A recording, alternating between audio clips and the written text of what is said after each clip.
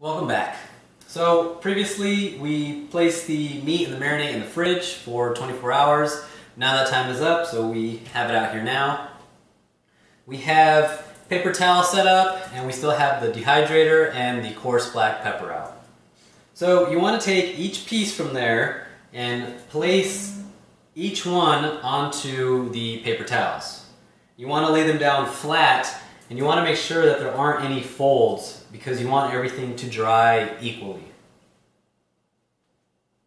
Now at this point you can actually use a strainer and get a lot of the juices out of the sink, but I'm just doing each piece at a time. So you want to keep going until you fill up all the paper towels. Once they're all filled and every piece is straightened out, you want to get another paper towel and actually pat dry them.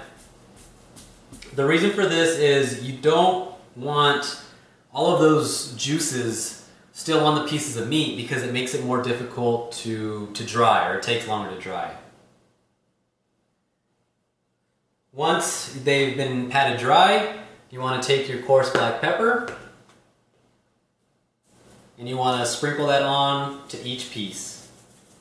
And you don't want to be shy with this if you like pepper and you like that flavor. You just want to do one side and then it's ready to go on to the trays. So you take each piece and you place them onto each tray, and it's almost like a puzzle. You want to fit them anywhere you can and you want to fill up the trays as best you can, but you don't want the pieces to overlap. It's okay if they touch, because when they dry, they shrink, but you just don't want them to overlap. Once each tray is filled, you stack them up and you plug in the dehydrator and let it go. You want to basically check it after probably 3.5 hours. You want to start checking it every half hour or every hour if you're still getting your dry times down.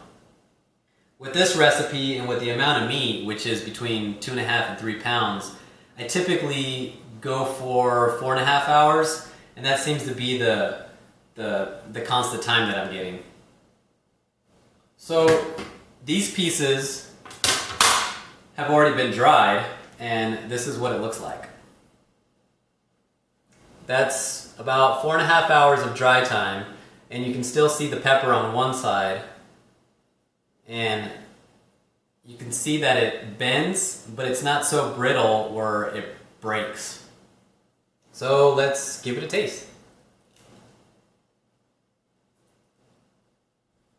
It's pretty good. So with all of this, the main point to consider is that you yourself are controlling what you put into your recipe. When you buy beef jerky at the store, you don't always get the full story of what's in that bag, and with this you can be certain that only you decided what's going to go into your batch.